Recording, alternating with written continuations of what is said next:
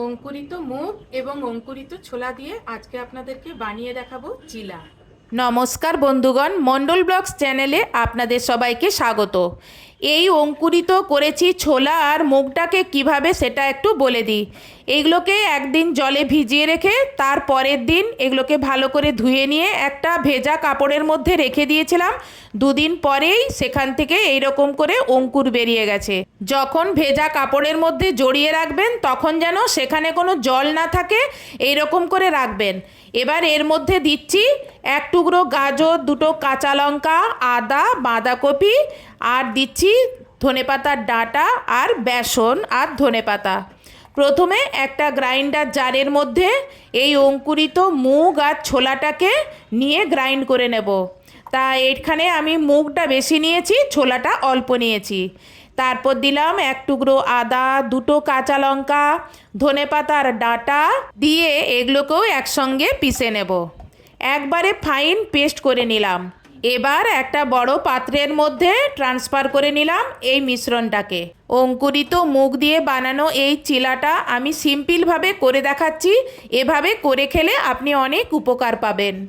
এই মিশ্রণে আমি একটু সবজি মিশা দেব, সেই জন্য প্রথমে গাজরটা কুড়িয়ে নিলাম 1 চামচের মতন, আর বাঁধাকপির মাঝখানে সেন্টারে যে কচি অংশটা আছে সেইটা একটু কুড়িয়ে নেব, সেটাও 1 চামচের মতন কুড়িয়ে নিলাম। বাচ্চাদের যখন করে দেবেন তখন একটু সবজি হিসাবে এই গাজর আর বাঁধাকপিটা দিতে পারেন। আপনি এর মধ্যে সবজি নাও ব্যবহার করতে পারেন। আমি এই রেসিপিটা বারান্দা থেকে শেয়ার করছি, তা আমি আপনাদেরকে বাইরের দিকটা দেখাচ্ছি। দেখুন বাইরে কীরকম বৃষ্টি পড়ছে, অন্ধকার হয়ে আছে। এবার এর মধ্যে আমি 2 চামচ বেসন দিলাম, এটা চিটের কাজ করবে।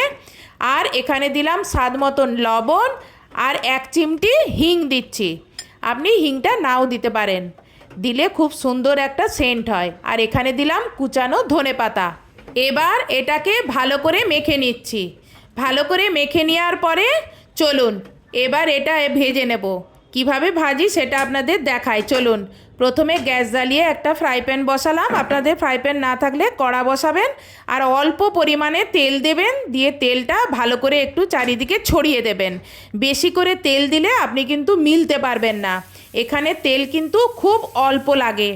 এবার ওখান থেকে মিশ্রণ থেকে আমি 1.5 হাতা মতন নিলাম মিশ্রণটা নিয়ে, আর এটাকে ভালো করে রুটির মতন গোল করে মিলে নিচ্ছি। আপনি এটা এমনভাবে মিলবেন যেন চারিদিক সমান থাকে, না হলে দেখবেন একদিক তাড়াতাড়ি ভাজা হয়ে গেছে আর আরেক দিক কাঁচা রয়ে গেছে। সেই জন্য আস্তে আস্তে করে ভালো করে এটা মিলবেন আর রুটির মতন গোল করে এইভাবে মিলবেন। তারপরে একটু এইভাবে নাড়বেন, দেখবেন এটা ছেড়ে গেছে। এটা খুব তাড়াতাড়ি কিন্তু তাওয়া থেকে ছেড়ে যায়। এবার এটার এক পিঠটা উল্টে দিলাম, দিয়ে আরেক পিঠ হতে দিলাম। আরেক পিঠটাও এইভাবে ঘুরিয়ে ঘুরিয়ে চেপে চেপে ভালো করে এটা একটু সেঁকে নিতে হবে। আর যদি দেখেন তেল অল্প আছে, ভালো করে ভাজা হচ্ছে না, টাইম লাগছে, তখন অল্প পরিমাণ তেল দিয়ে আবার এটাকে ভালো করে আরেকটা পিঠ ভেজে নেবেন। দেখুন আমি পুরো রেস্টুরেন্টের মতন ছুঁড়ে ছুঁড়ে এটা সেঁকছি।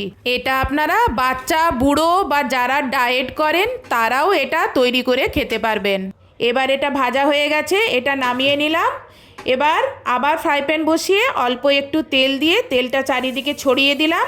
এবার বাকি যে মিশ্রণটা আছে সেইটা নিয়ে নিলাম, নিয়ে আর এটাও এইভাবে রুটির মতন গোল করে চারিদিকটা ছড়িয়ে নিলাম। তারপর 2 পিঠ এরকম উল্টে পাল্টে ভালো করে ভেজে নিলাম। আপনারাও এরকম ছুঁড়ে ছুঁড়ে ভাজবেন, দেখবেন কি ভালো হয়। এবার এটা পরিবেশন করবেন কিভাবে, সাথে নেবেন টক দই আর নেবেন গ্রিন চাটনি। অনেকে পুদিনার চাটনি নেয়, আমি এখানে ধনেপাতার চাটনি নিলাম। দেখুন আমার চিলাগুলো কতটা নরম হয়েছে, একটুও কিন্তু কড়কড়া হয়নি। আর এত নরম হয়েছে কি বলবো, বড়টা তো ছিঁড়েই যাচ্ছে।